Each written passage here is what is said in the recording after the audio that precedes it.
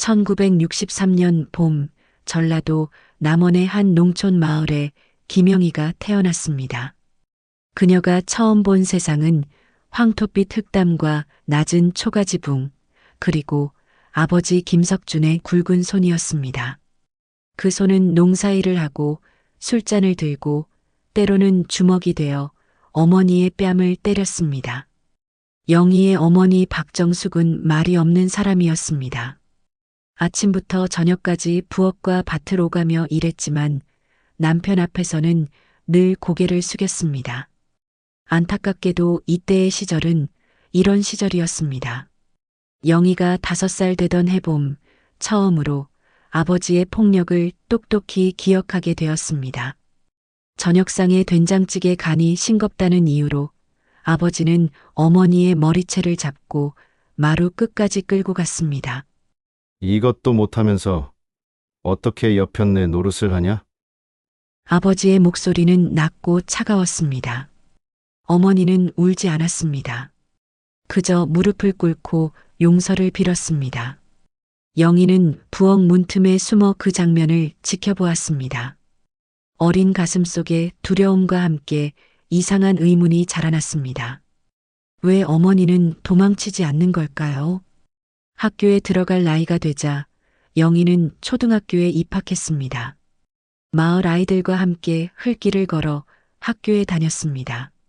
책가방 속에는 낡은 공책 2권과 연필 1자루가 전부였습니다. 하지만 영희는 공부가 좋았습니다. 선생님이 칠판에 쓰는 글자들이 신기했고 책 속에 나오는 서울 이야기가 궁금했습니다. 6학년이 되던 해 가을, 담임 선생님이 집으로 찾아왔습니다. 중학교 진학을 권유하기 위해서였습니다. 영희가 반에서 상위권입니다. 중학교만 보내주시면 장학금도 받을 수 있습니다. 선생님의 말이 채 끝나기도 전에 아버지는 고개를 저었습니다. 계집애한테 무슨 공부가 필요합니까? 시집이나 잘 가면 그만이지요. 영희는 그날 밤 이불 속에서 소리 없이 울었습니다. 어머니가 방으로 들어와 딸의 등을 쓰다듬었습니다. 영희야, 원망하지 마라. 여자는 원래 이렇게 사는 거란다. 어머니의 목소리는 체념으로 가득했습니다. 남편한테 순종해야 산다. 그게 여자의 팔자야. 13살부터 영희는 집안일과 농사일을 도맡았습니다. 새벽 4시에 일어나 밥을 짓고 아버지의 아침상을 차렸습니다. 오전에는 밭에 나가 김을 메고 오후에는 빨래와 청소를 했습니다. 저녁에는 다시 부엌에 서서 저녁상을 준비했습니다. 손은 거칠어졌고 등은 굽었습니다. 아버지는 딸이 16이 되던 해 중매를 드렸습니다. 상대는 36살의 건설 노동자 박철수였습니다. 20살이나 많은 남자였지만 아버지는 개의치 않았습니다. 돈 잘 버는 사람이야. 내가 고생 안 하고 살 수 있어. 영희는 거부했습니다. 하지만 아버지의 손이 날아왔습니다. 뺨이 붓고 입술이 터졌습니다. 내 말을 거역하면 이 집에서 나가야 한다. 어머니는 방 한구석에 앉아 고개를 숙인 채 아무 말도 하지 않았습니다. 영희는 그날 밤 처음으로 어머니를 원망했습니다. 왜 나를 지켜주지 않는 거예요? 왜 아무 말도 안 하는 거예요? 1979년 가을, 영희는 박철수와 결혼했습니다. 혼례는 간소했습니다. 마을회관에서 간단한 음식을 나누고 신랑 신부는 절을 올렸습니다. 영희는 하얀 치마 저고리를 입고 있었지만 얼굴에는 웃음이 없었습니다. 시집가는 날 아침, 아버지가 마당에서 영희를 불렀습니다. 아버지는 담배를 피우며 멀리 산을 바라보고 있었습니다. 영희야, 예, 아버지. 여자는 집안의 기둥이 아니다. 그림자란 걸 명심해라. 아버지는 돌아보지도 않고 말했습니다. 영희는 대답하지 못했습니다. 목이 메었습니다. 낡은 트럭이 영희를 태우고 마을을 떠났습니다. 뒷창으로 보이는 집은 점점 작아졌습니다. 어머니는 대문 앞에 서서 손을 흔들고 있었습니다. 영희는 창밖을 바라보며 생각했습니다. 저 집에서는 이제 자유로워진 걸까요? 아니면 또 다른 감옥으로 가는 걸까요? 트럭은 비포장도로를 달렸습니다. 차체가 덜컹거릴 때마다 영희의 몸도 함께 흔들렸습니다. 옆자리에 앉은 박철수는 한마디도 하지 않았습니다. 그의 옆모습은 낯설고 차갑습니다. 영희는 손을 꽉 쥐었습니다. 손톱이 손바닥에 박혔지만 아프지 않았습니다. 아버지의 마지막 말이 귓가에 맴돌았습니다. 여자는 집안의 기둥이 아니라 그림자다. 그녀는 알 수 없었습니다. 그림자는 빛이 있어야 생기는 것인데 자신의 삶에는 과연 빛이 있을지. 서울 변두리의 반지하 새방이 영희의 새 집이었습니다. 방 한 칸에 부엌 겸 화장실이 달린 좁은 공간이었습니다. 창문은 반쯤 땅에 묻혀 있어서 낮에도 어둡습니다. 습기가 차서 벽에는 곰팡이가 피어 있었습니다. 박철수는 새벽 5시에 일어나 건설 현장으로 나갔습니다. 저녁 8시쯤 돌아왔습니다. 몸에서는 시멘트 냄새와 땀 냄새가 났습니다. 영희는 남편이 돌아오기 전에 저녁을 준비하고 빨래를 개고 방을 정돈했습니다. 결혼 사흘째 되던 날이었습니다. 영희가 저녁상을 차리는데 박철수가 말했습니다. 내일부터 치마는 입지 마. 바지 입어 치마 입고 돌아다니면 남자들이 쳐다본다. 영희는 고개를 끄덕였습니다. 다음 날부터 그녀는 남색 바지만 입었습니다. 일주일 후에는 머리 모양이 문제였습니다. 머리 그렇게 기르지 마. 짧게 자르고 다녀. 왜요? 뭔 말이 많아. 내가 하라면 해. 영희는 다음 날 동네 미용실에 가서 머리를 짧게 잘랐습니다. 거울 속 자신의 얼굴이 낯설었습니다. 한 달이 지나자 통제는 더 세밀해졌습니다. 박철수는 아내가 집 밖에 나가는 것조차 허락하지 않았습니다. 장 볼 때도 나한테 말해. 혼자 나가지 마. 네. 대답만 하지 말고 왜 그런지 알아? 영희는 대답하지 못했습니다. 박철수가 손을 들어 아내의 어깨를 쳤습니다. 여자는 집에 있어야 한다는 거야. 밖에 나돌면 버릇이 없어 보인다고. 영희의 어깨가 욱신거렸습니다. 하지만 그녀는 참았습니다. 아버지 집에서 배운 대로 말없이 고개를 숙였습니다. 1980년 여름 영희는 임신했습니다. 입덧이 심해서 밥을 제대로 먹지 못했습니다. 하지만 집안일은 계속해야 했습니다. 박철수는 아내가 아프다는 말을 믿지 않았습니다. 임신했다고 누워있으면 어떡해? 우리 어머니는 애 베고도 일했어? 영희는 토하면서도 부엌에 섰습니다. 배가 불러오면서 몸은 더 무거워졌습니다. 계단을 오르내리는 것도 힘들었습니다. 어느 날 저녁 영희가 국에 소금을 조금 덜 넣었습니다. 박철수는 숟가락을 던졌습니다. 이게 뭐야? 맹물이잖아. 죄송해요. 다시 끓일게요. 됐어. 너 요새 정신이 없구나. 박철수가 자리에서 일어났습니다. 영희는 본능적으로 몸을 움츠렸습니다. 남편의 손이 그녀의 팔을 잡았습니다. 임신했다고 해서 아내 노릇 안 해도 된다는 법은 없어. 그날 밤 영희는 화장실 바닥에 쭈그리고 앉아 울었습니다. 뱃속의 아이가 움직이는 게 느껴졌습니다. 그녀는 배를 쓰다듬으며 속삭였습니다. 미안해.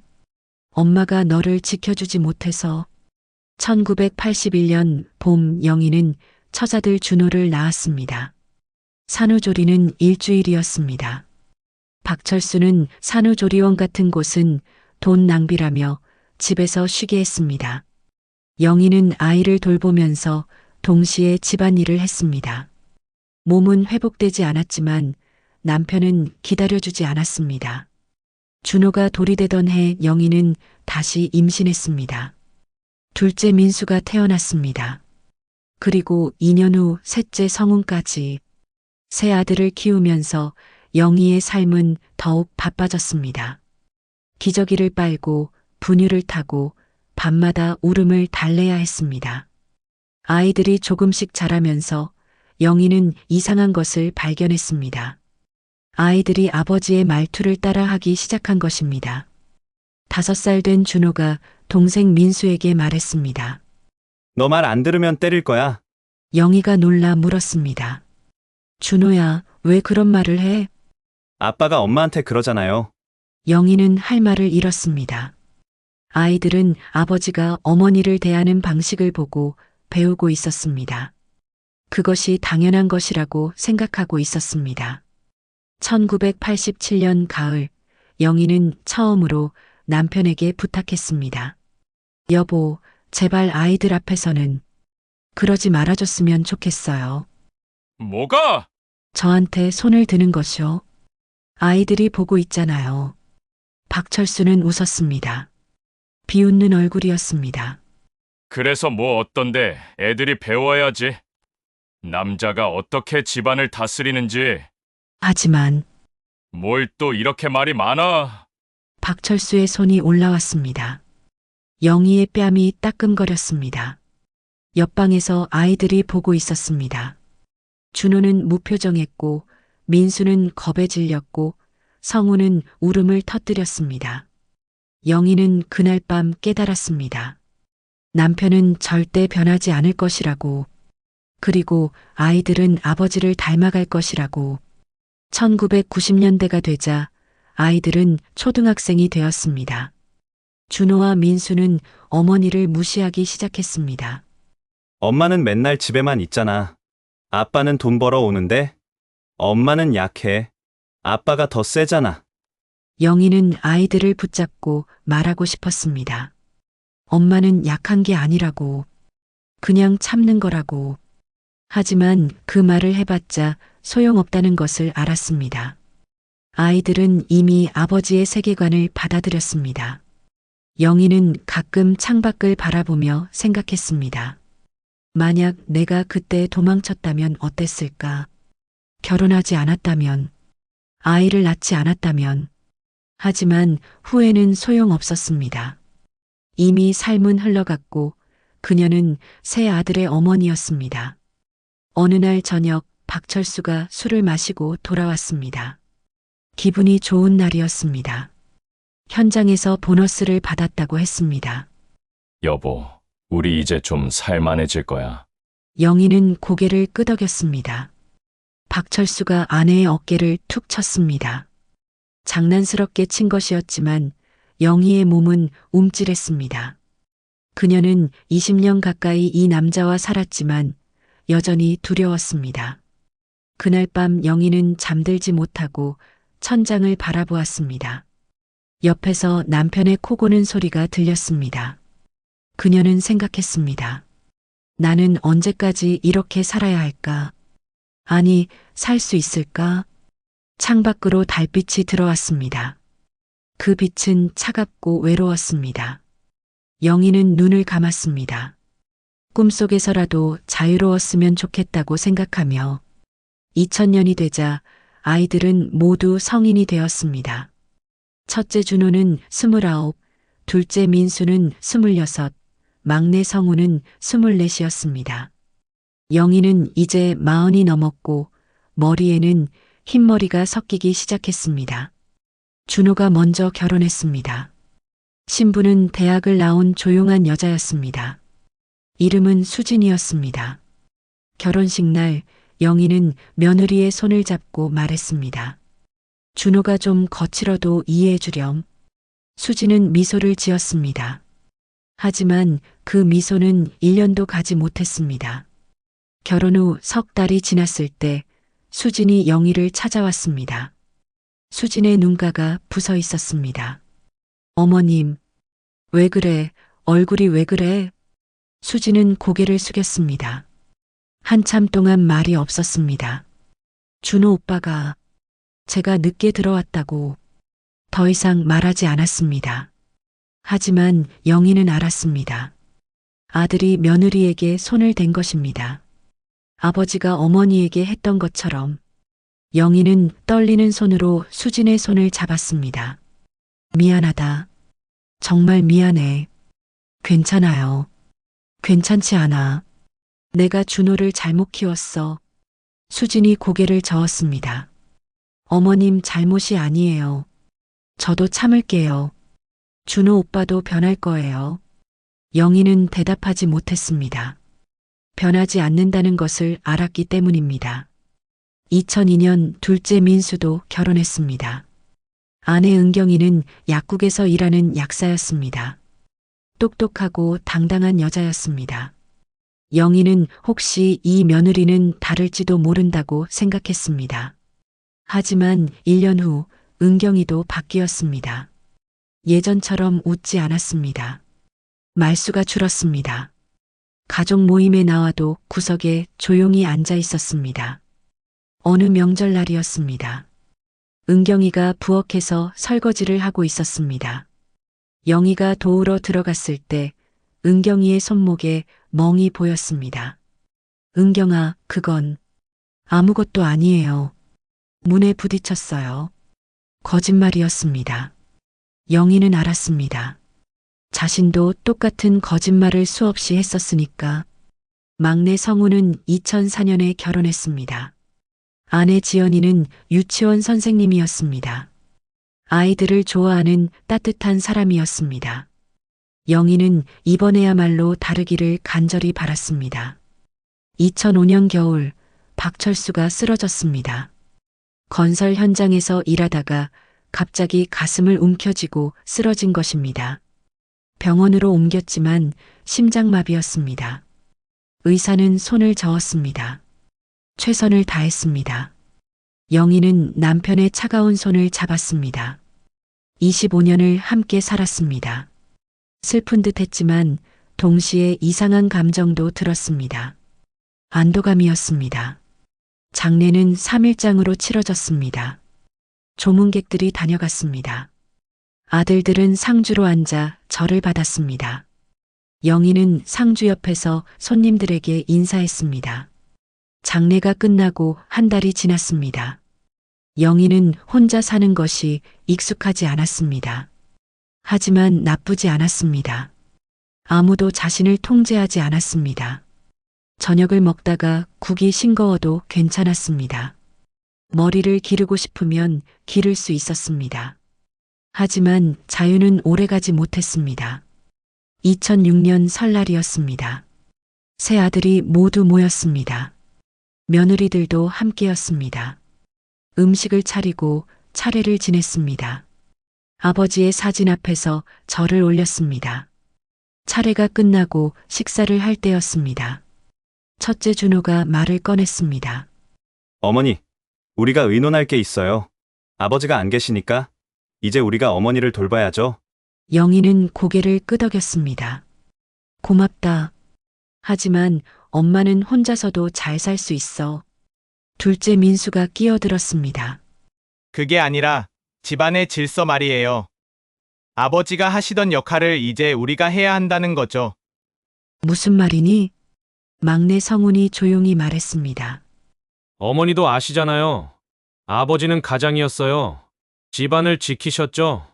이제 우리가 그 자리를 이어받아야 해요. 영희의 가슴이 철렁 내려앉았습니다. 아들들의 눈빛이 아버지와 똑같았습니다. 너희들. 우리가 잘 모실게요. 아버지처럼. 준호의 말에 민수와 성훈이 고개를 끄덕였습니다. 며느리들은 고개를 숙이고 있었습니다. 아무 말도 하지 않았습니다. 그날 이후 아들들은 어머니를 감시하기 시작했습니다. 어디 가는지, 누구를 만나는지 물었습니다. 영희가 혼자 시장에 가려고 하면 며느리를 보냈습니다. 어머니 혼자 다니시면 위험해요. 저한테 어디 가는지 얘기하고 가세요. 영희는 항의했습니다. 하지만 아들들은 듣지 않았습니다. 2007년 어버이날이었습니다. 아들들이 찾아왔습니다. 카네이션을 들고 왔습니다. 영희는 반가웠습니다. 어머니, 오늘은 특별한 날이에요. 그래, 고맙구나. 아버지를 기리는 의식을 하려고 해요. 준호가 아버지의 사진을 들고 왔습니다. 거실 한가운데 놓았습니다. 새 아들이 나란히 섰습니다. 어머니, 여기 앉으세요. 영희는 불안했습니다. 하지만 아들들의 얼굴이 진지해서 거부하지 못했습니다. 준호가 먼저 다가왔습니다. 그는 어머니의 뺨을 손바닥으로 가볍게 쳤습니다. 영희는 깜짝 놀랐습니다. 준호야, 어머니, 이건 아버지의 전통이에요. 아버지가 어머니를 사랑했던 방식이죠. 민수가 다가왔습니다. 그도 어머니의 다른 쪽 뺨을 쳤습니다. 그것도 더 세게 말이죠. 민수야, 이게 무슨 짓이니? 막내 성우는 주저했습니다. 하지만 형들이 쳐다보자 그도 어머니 앞으로 걸어왔습니다. 손을 들었습니다. 하지만 쳤습니다. 영희는 말없이 앉아 있었습니다. 뺨이 따끔거렸습니다. 하지만 몸보다 마음이 더 아팠습니다. 며느리들이 구석에서 보고 있었습니다. 수지는 울고 있었습니다. 은경이는 얼굴을 가렸습니다. 지연이는 그냥 서 있었습니다. 표정이 없었습니다. 아들들이 나간 후 영희는 혼자 거실에 앉아 있었습니다. 벽에 걸린 남편의 사진이 보였습니다. 사진 속 남편은 웃고 있었습니다. 영희는 생각했습니다. 남편은 죽었지만 폭력은 여전히 살아있다. 그녀는 손으로 얼굴을 감쌌습니다. 울지는 않았습니다. 눈물도 나오지 않았습니다. 그저 텅 빈 기분이었습니다. 밤이 되었습니다. 영희는 잠들지 못하고 창밖을 바라보았습니다. 거리에는 불빛이 켜져 있었습니다. 사람들이 걸어 다녔습니다. 자유롭게요. 영희는 속으로 되뇌었습니다. 이대로 끝낼 수는 없어. 뭔가 방법이 있을 거야. 하지만 어떤 방법인지는 알 수 없었습니다. 다만 한 가지는 확실했습니다. 이 악순환은 반드시 끝내야 한다는 것. 자신의 손으로 2007년 가을 막내 성훈의 아내 지연이가 임신했습니다. 넉 달째였습니다. 영희는 병원에 함께 갔습니다. 초음파 검사를 하는 날이었습니다. 의사가 화면을 가리키며 말했습니다. 건강하게 잘 자라고 있어요. 성별 알려드릴까요? 지연이가 남편을 쳐다봤습니다. 성훈이 고개를 끄덕였습니다. 딸입니다. 짧은 침묵이 흘렀습니다. 성훈의 얼굴이 굳었습니다. 지연이는 입술을 깨물었습니다. 영희는 가슴이 철렁 내려앉았습니다. 집으로 돌아오는 차 안은 조용했습니다. 성훈이 운전대를 잡고 있었습니다. 백미러로 보이는 그의 얼굴은 차갑습니다. 딸이라니. 성훈이 중얼거렸습니다. 현대식 여자는 필요 없어. 전통적인 여자로 키워야 돼. 영희는 뒷좌석에서 손을 꽉 쥐었습니다. 손톱이 손바닥에 박혔습니다. 그날 밤 영희는 잠들지 못했습니다. 손녀가 태어나면 어떻게 될까? 자신처럼 살게 될까? 며느리들처럼 맞으며 살게 될까? 아니, 절대 안 돼. 영희는 처음으로 분노가 두려움을 이겼습니다. 지금까지는 자신의 고통이었습니다. 참을 수 있었습니다. 하지만 손녀는 다릅니다. 아직 태어나지도 않은 아이가 벌써 정해진 운명을 살게 할 수는 없었습니다. 다음 날 영희는 며느리 지연이에게 전화했습니다. 지연아, 잠깐 만날 수 있을까? 네, 어머님. 동네 작은 카페에서 만났습니다. 지연이의 눈가가 부어 있었습니다. 울었던 것 같습니다. 지연아, 무섭지? 지연이가 고개를 들었습니다. 눈물이 고였습니다. 무섭지 않다면 거짓말이에요. 나도 그랬어. 영희가 며느리의 손을 잡았습니다. 미안해. 아들들을 잘못 키웠어. 내가 수진이가 은경이가 고생하는 걸 알면서도 막지 못했어. 지연이가 고개를 저었습니다. 어머님 잘못이 아니에요. 아니야. 내 잘못이야. 나도 똑같이 참고만 살았으니까. 영희는 숨을 깊이 들이쉬었습니다. 하지만 이제는 달라져야 해. 내 손녀만큼은 이렇게 살게 할 수 없어. 어떻게요? 어떻게 바꿀 수 있어요? 모르겠어. 하지만 방법을 찾아볼 거야. 그날 이후 영희는 조용히 움직이기 시작했습니다. 먼저 도서관에 갔습니다. 사서에게 부탁해서 책을 찾았습니다. 가정폭력에 관한 책, 법률에 관한 책, 여성의 권리에 관한 책들이었습니다. 영희는 천천히 읽었습니다. 어려운 단어가 많았지만 포기하지 않았습니다. 노트에 중요한 내용을 적었습니다.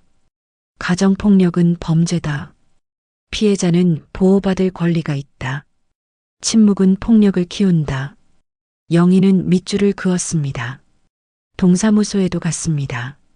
상담 전단지를 가져왔습니다. 여성쉼터 전화번호, 법률 상담소 주소, 경찰서, 가정폭력 담당 형사 연락처를 모았습니다. 모든 정보를 작은 수첩에 정리했습니다. 아들들이 보면 안 되니까 옷장 깊숙한 곳에 숨겼습니다. 2007년 겨울, 영희는 며느리들을 따로 만났습니다. 한 명씩 조용히. 첫째 며느리 수진을 먼저 만났습니다. 수진아, 내가 많이 힘들지? 수진은 대답하지 않았습니다. 하지만 눈물이 흘렀습니다. 이혼 생각해 본 적 있니? 수진이 깜짝 놀랐습니다. 어머님이 왜 그런 말씀을? 너희들을 보면 내가 보여. 예전에 나. 참고 살면 언젠가 나아질 거라고 믿었던 나. 하지만 아이들이 있어요. 준호 오빠도 완전히 나쁜 사람은 아니에요. 나쁜 사람 맞아. 아내를 때리는 건 사랑이 아니야. 영희의 목소리가 단호했습니다. 당장은 아니어도 괜찮아. 하지만 혼자 참지는 마. 이거 받아. 영희는 종이 한 장을 건넸습니다. 상담소 전화번호가 적혀 있었습니다. 둘째 며느리 은경이도 만났습니다. 은경이는 조금 달랐습니다. 더 화가 나 있었습니다. 어머님, 사실 저 떠날 생각이에요. 그래. 민수 오빠는 절대 안 변해요. 제가 아무리 잘해도 트집 잡아요. 당연해. 문제는 네가 아니라 민수니까. 은경이가 놀란 얼굴로 영희를 봤습니다. 변명하지 않으실 거예요? 아들 편 들지 않으시고요? 왜 들어? 잘못한 건 내 아들이야. 영희는 은경이의 손을 잡았습니다. 떠나고 싶으면 떠나. 내가 도와줄게. 넌 혼자가 아니야. 은경이가 울었습니다. 처음으로 누군가가 자기 편이 되어 주었습니다. 막내 며느리 지연이와는 자주 만났습니다. 배가 점점 불러왔습니다. 성우는 아내의 배를 쳐다보지도 않았습니다. 딸이라는 이유로. 어머님, 저 무서워요. 아이가 태어나면 어떻게 될까요? 걱정 마. 내가 지킬게. 어떻게요? 방법을 찾을 거야. 꼭. 2008년 봄, 손녀 소희가 태어났습니다. 작고 예쁜 아기였습니다. 영희는 병실에서 처음으로 손녀를 안았습니다. 아기는 눈을 감고 있었습니다. 작은 손이 할머니의 손가락을 움켜쥐었습니다. 영희의 눈에 눈물이 고였습니다. 소희야, 할머니가 약속할게. 너는 할머니처럼 살지 않아도 돼. 내가 원하는 대로 살 수 있어.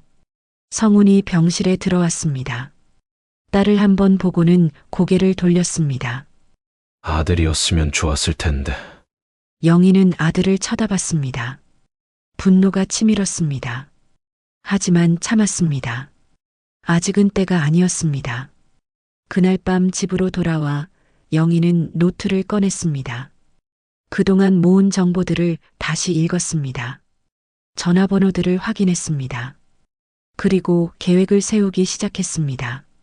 며느리들과 비밀 모임을 만들었습니다. 한 달에 한 번 조용한 카페에서 만났습니다. 처음에는 서로 어색했습니다. 하지만 점차 마음을 열었습니다. 수진이 먼저 말했습니다. 저는 준호 오빠가 무서워요. 하지만 떠날 수도 없어요. 은경이가 말했습니다. 저는 떠나고 싶어요. 하지만 혼자서는 용기가 안 나요. 지연이가 말했습니다. 저는 소희를 지키고 싶어요. 이 아이만큼은 다르게 키우고 싶어요. 영희는 새 며느리를 바라봤습니다. 우리 함께 해보자. 혼자가 아니라 함께라면 할 수 있어. 어떻게요? 진실을 드러내는 거야. 숨기지 말고, 참지 말고, 모두에게 보여주는 거지. 며느리들이 서로를 쳐다봤습니다. 두려움과 희망이 섞인 눈빛이었습니다. 언제요? 곧. 준비가 끝나면 영희는 수첩을 꺼냈습니다. 거기에는 날짜와 사건들이 빼곡히 적혀 있었습니다. 남편이 자신을 때린 날, 아들들이 며느리를 때린 날, 모든 기록이 있었습니다. 증거가 있어. 이제 침묵은 끝이야. 그날 이후 내 여자는 비밀리에 계획을 짰습니다. 조심스럽게 하지만 확실하게. 영희는 밤마다 손녀 소희를 생각했습니다. 아직 세상을 모르는 작은 아기. 그 아이가 자유롭게 자라기를 바랐습니다. 소희야, 조금만 기다려. 할머니가 너를 위해 세상을 바꿀게. 영희는 처음으로 확신했습니다. 이 악순환은 반드시 끝낼 수 있다고. 자신의 손으로. 2008년 5월 어머니 날이 다가왔습니다. 영희는 아들들에게 전화를 걸었습니다. 이번 어머니 날에는 큰 잔치를 하고 싶구나. 아니, 무슨 잔치요? 가족들이 다 모이는 거지. 너희 장인어른들도 모시고 동네 이웃들도 초대하고. 준호가 의아해했습니다. 갑자기 왜요? 늙으니까 자꾸 옛날 생각이 나더라. 사람들 많이 모여서 떠들썩하게 지내고 싶어. 아들들은 어머니의 부탁을 들어주기로 했습니다. 영희는 며느리들과 함께 준비했습니다. 음식을 장만하고 집을 청소했습니다. 초대장을 돌렸습니다. 양가 부모님, 친척들, 오랜 이웃들, 그리고 동네 성당의 신부님까지. 어머님, 정말 괜찮으세요? 지연이가 걱정스럽게 물었습니다. 괜찮아. 오늘이 마지막이야. 무서워요. 나도 무서워. 하지만 해야 해. 수진과 은경이도 긴장한 얼굴이었습니다. 영희는 새 며느리의 손을 잡았습니다. 우리는 혼자가 아니야. 함께야. 어머니 날 아침 사람들이 모여들기 시작했습니다. 준호의 장인 장모, 민수의 처가, 식구들, 성운의 양가 어른들까지. 거실이 가득 찼습니다. 아니, 사람이 너무 많은 거 아니에요? 준호가 불평했습니다. 좋은 날인데 많을수록 좋지. 영희는 웃으며 말했습니다. 하지만 속으로는 심장이 빠르게 뛰고 있었습니다. 점심 식사가 차려졌습니다. 사람들은 둘러앉아 음식을 먹었습니다. 분위기는 화기애애했습니다. 아이들이 뛰어놀고 어른들은 담소를 나눴습니다. 식사가 끝날 무렵 영희가 자리에서 일어났습니다. 손에 떨림이 있었지만 목소리는 단호했습니다. 여러분, 잠깐 제 말을 들어주세요. 사람들이 조용해졌습니다. 모두 영희를 쳐다봤습니다. 오늘 여러분을 초대한 이유가 있어요. 준호가 웃으며 끼어들었습니다. 축하 제대로 받고 싶으신 거잖아요. 아니야. 고백하고 싶어서야. 영희는 깊게 숨을 들이쉬었습니다. 저는 40년 넘게 거짓말을 하며 살았어요. 행복한 척, 괜찮은 척 했죠. 어머니, 무슨... 남편 박철수는 좋은 사람이 아니었어요. 저를 매일같이 때렸어요. 때리고 욕하고 제 삶을 통제했죠. 방 안이 조용해졌습니다. 사람들의 얼굴이 굳었습니다. 그리고 제 아들들도 똑같이 했어요. 아내들을 때리고 무시하고 가두고 어머니, 그게 무슨 말이에요? 준호가 벌떡 일어났습니다. 얼굴이 붉어졌습니다. 거짓말 마세요. 우리가 언제? 영희는 수첩을 꺼냈습니다. 40년간의 기록이 담긴 수첩이었습니다. 1983년 3월 15일 남편이 저를 마루에 넘어뜨렸어요. 갈비뼈가 부러졌죠. 1995년 8월 준호가 수진이를 때렸어요. 이유는 저녁이 늦었다는 거였어요. 수진이 고개를 숙였습니다. 눈물이 떨어졌습니다. 2003년 겨울 민수가 은경이의 머리채를 잡아당겼어요. 은경이는 임신 중이었어요. 은경이도 울기 시작했습니다. 작년 어버이날 새 아들이 제 뺨을 때렸어요. 아버지를 기리는 의식이라면서요. 사람들이 웅성거렸습니다. 준호의 장인이 벌떡 일어났습니다. 이게 사실이요. 준호는 대답하지 못했습니다. 민수도 고개를 숙였습니다. 막내 성훈이 떨리는 목소리로 말했습니다. 어머니, 말씀이 맞아요. 성훈아, 형들이 소리쳤지만 성훈은 멈추지 않았습니다. 저희가 틀렸어요. 아버지가 틀렸던 거예요. 여자를 때리는 게, 통제하는 게, 그게 사랑이 아니었어요. 성훈은 지연이를 봤습니다. 아내는 아기를 안고 있었습니다. 미안해. 당신한테, 수희한테 정말 미안해. 지연이가 눈물을 흘리며 고개를 끄덕였습니다. 준호의 장인이 사위를 노려봤습니다. 수진아, 이게 사실이냐? 수진이 작은 목소리로 대답했습니다. 네, 아버지. 당장 집에 가자. 이런 인간한테 시집을 보냈다니. 민수의 장모도 일어났습니다. 은경아, 너도 나가자. 엄마가 변호사 선임해줄게. 동네 이웃들이 수군거렸습니다. 신부님이 심각한 얼굴로 아들들을 쳐다봤습니다. 준호가 어머니를 향해 소리쳤습니다. 어머니, 왜 이러세요? 우리 망신 주려고 이러는 거예요? 영희는 차분하게 대답했습니다. 망신이 아니야. 진실이지. 더 이상 숨길 수 없어. 우리가 뭘 잘못했어요? 모든 걸 잘못했어. 사랑하는 방법을, 존중하는 법을, 사람 대하는 법을 모두 잘못 배웠지. 영희는 벽에 걸린 남편의 사진을 바라봤습니다. 당신도 잘못 배웠고, 나도 잘못 가르쳤어. 하지만 이제는 끝이야. 그녀는 사진을 벽에서 떼어냈습니다. 마당으로 나가 바닥에 내려놓았습니다. 이 집안의 저주는 오늘로 끝이에요. 더 이상 우리 손녀는, 우리 며느리들은 이렇게 살지 않을 거예요. 신부님이 전화를 꺼냈습니다. 경찰을 불러야겠습니다. 이건 범죄예요. 준호와 민수가 당황했습니다. 도망치려 했지만 이웃들이 막아섰습니다. 경찰이 도착했습니다. 며느리들이 진술했습니다. 영희도 수첩을 건넸습니다. 40년간의 기록이 증거가 되었습니다. 아들들은 사람들 앞에서 연행되었습니다. 준호는 끝까지 소리쳤지만 민수는 고개를 숙였습니다. 성우는 떠나기 전에 어머니를 돌아봤습니다. 어머니, 죄송해요. 정말 죄송해요. 영희는 고개를 끄덕였습니다. 사람들이 떠나고 집은 조용해졌습니다. 며느리들과 영희만 남았습니다. 수진이 장인댁으로 돌아갔습니다. 은경이는 친정으로 갔습니다. 지연이는 영희와 함께 남기로 했습니다. 어머님, 이제 어떻게 돼요? 모르겠어. 하지만 이제 시작이야. 영희는 손녀 소희를 안았습니다. 아기는 웃고 있었습니다. 세상을 모르는 순수한 웃음이었습니다. 소희야, 넌 할머니처럼 살지 않아도 돼. 내가 원하는 대로 살면 돼.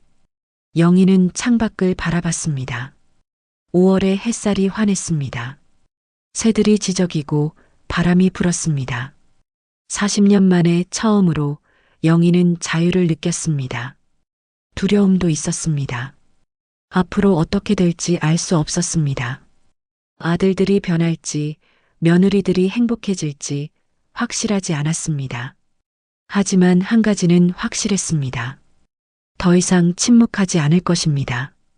더 이상 참지 않을 것입니다. 그리고 무엇보다 다음 세대에게 이 고통을 물려주지 않을 것입니다. 영희는 손녀를 품에 꼭 안았습니다. 이제 진짜 자유가 시작된다. 그녀는 속으로 되뇌었습니다. 그리고 믿었습니다. 긴 겨울이 끝나고 봄이 왔다고. 경찰서 조사실은 차갑고 밝았습니다. 형광등 불빛 아래 준호와 민수가 나란히 앉아 있었습니다. 성우는 따로 조사를 받고 있었습니다. 여성 형사가 책상 앞에 앉았습니다. 그녀의 눈빛은 날카로웠습니다. 박준호 씨, 2007년 5월 8일 어버이날에 어머니를 폭행한 사실을 인정합니까? 준호는 입을 꾹 다물었습니다. 증인이 20명이 넘어요.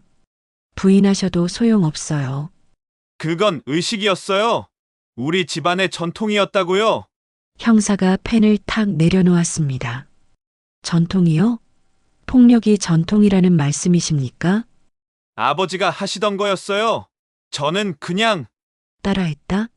그게 변명이 됩니까? 준호는 대답하지 못했습니다. 형사는 파일을 펼쳤습니다. 부인 정수진 씨 진술입니다. 결혼 후 7년간 상습적으로 폭행당했다고 합니다. 병원 기록도 있어요. 2003년 갈비뼈 골절, 2005년 안면 타박상. 그건 제가 화가 나서 화가 나면 사람을 때려도 됩니까? 준호가 고개를 숙였습니다. 옆 조사실에서는 민수가 신문 받고 있었습니다. 남자 형사가 책상을 손으로 쳤습니다. 박민수 씨, 임신한 아내를 폭행했습니까? 저는 그렇게 심하게 한 건 아니에요. 손으로 머리채를 잡아당기고 벽에 밀쳤다는 진술이 있습니다. 이게 심하지 않다고요? 민수는 말문이 막혔습니다. 부인 김은경 씨가 제출한 사진 보셨죠? 멍투성이 팔 찢어진 입술. 이걸 보고도 심하지 않다고 말할 겁니까? 민수의 얼굴이 창백해졌습니다. 아버지가 그렇게 하셨어요. 저도 그렇게 배웠고, 형사가 차갑게 웃었습니다. 아버지 탓, 전통 탓. 그게 법정에서 통할 것 같습니까? 당신은 성인이에요. 스스로 선택한 겁니다. 다음 날 법원에서 긴급 접근 금지 명령이 내려졌습니다. 준호와 민수는 각자의 아내와 자녀들에게 100m 이내로 접근할 수 없게 되었습니다. 이건 부당해요. 내 가족인데. 준호가 소리쳤습니다. 판사가 망치를 쳤습니다. 가족이라고 폭력을 휘둘러도 된다는 법은 없습니다. 오히려 가족이기에 더 큰 죄입니다.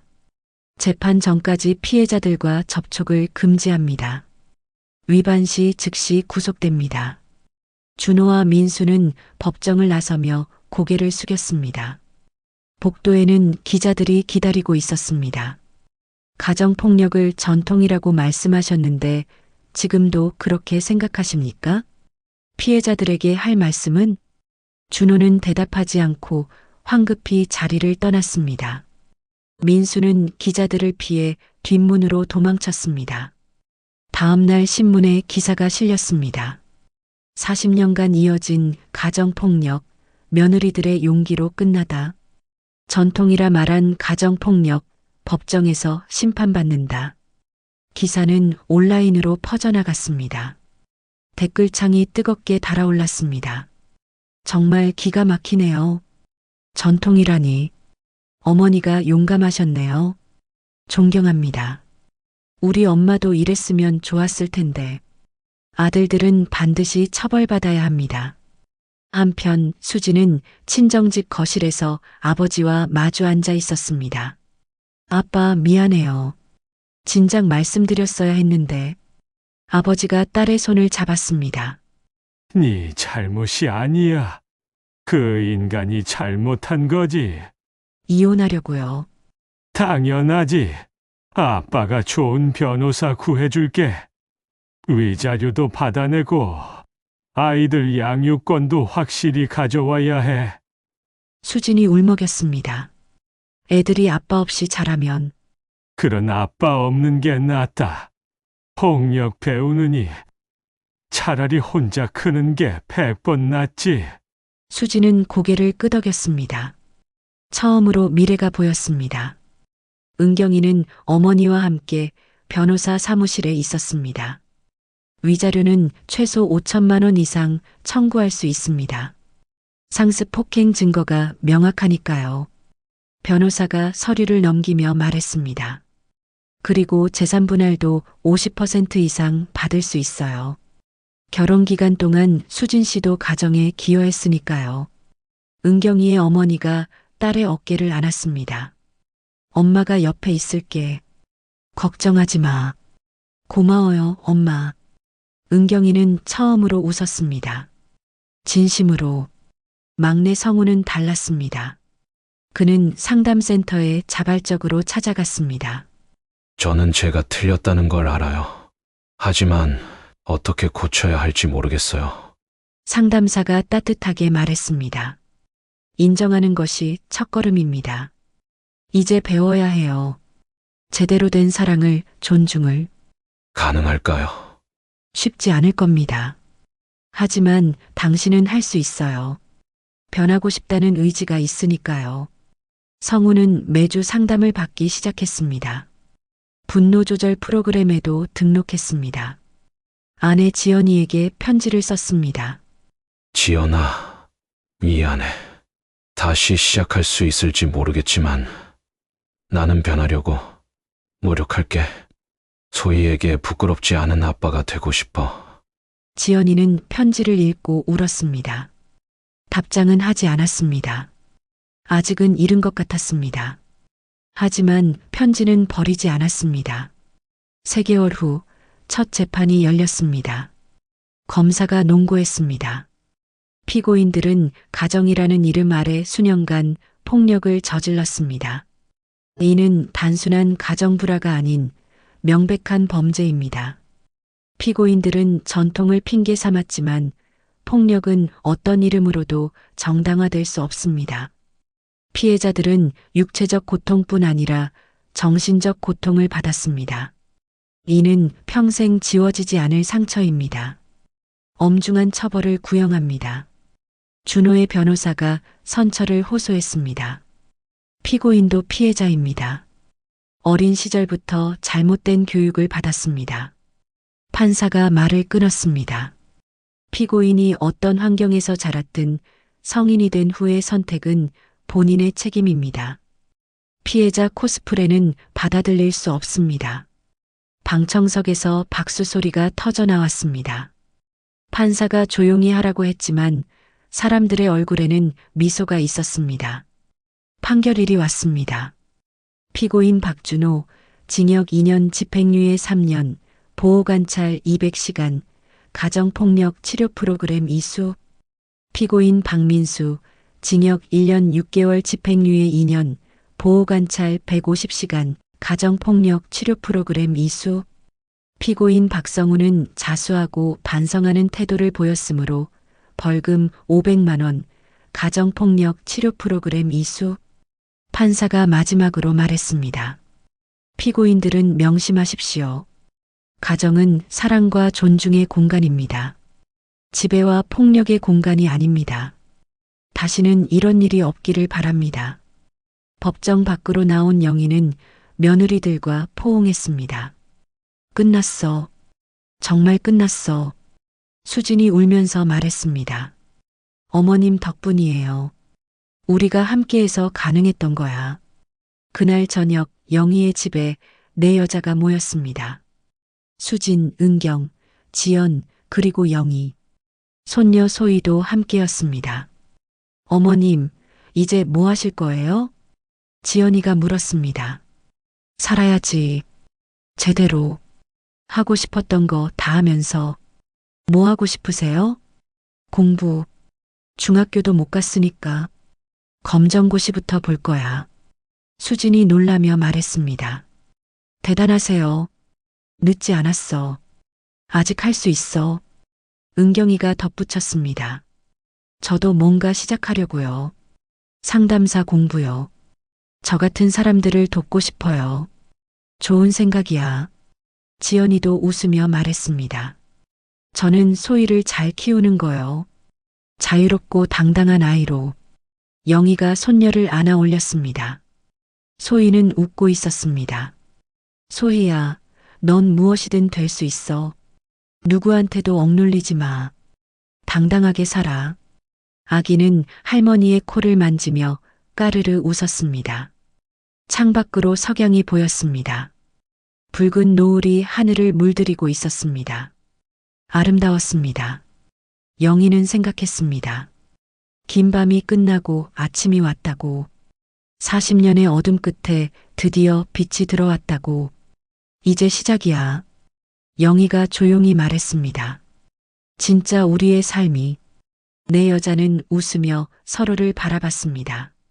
눈에는 눈물이 고였지만 그것은 슬픔의 눈물이 아니었습니다. 기쁨과 희망의 눈물이었습니다. 세상은 여전히 불완전했습니다. 바뀌어야 할 것들이 많았습니다. 하지만 적어도 이 집에서는, 이 여자들에게는 새로운 시작이 열렸습니다. 폭력의 굴레는 끊어졌습니다. 이제 그들은 자유였습니다. 그리고 그 자유는 손녀 소희의 미래를 환하게 비추는 빛이 될 것입니다. 오늘 이야기 어떻게 들으셨나요? 오래전 우리가 그 시절에 살았다면, 현재 그런 시절에 살고 있다면 우리는 이렇게 용기 내어 잘못된 것을 바꿀 수 있었을까요? 여러분들의 경험이나 생각을 들려주세요. 구독과 좋아요를 눌러주시면 오디오북 제작에 많은 도움이 됩니다. 오늘도 건강하시고 항상 행복하세요.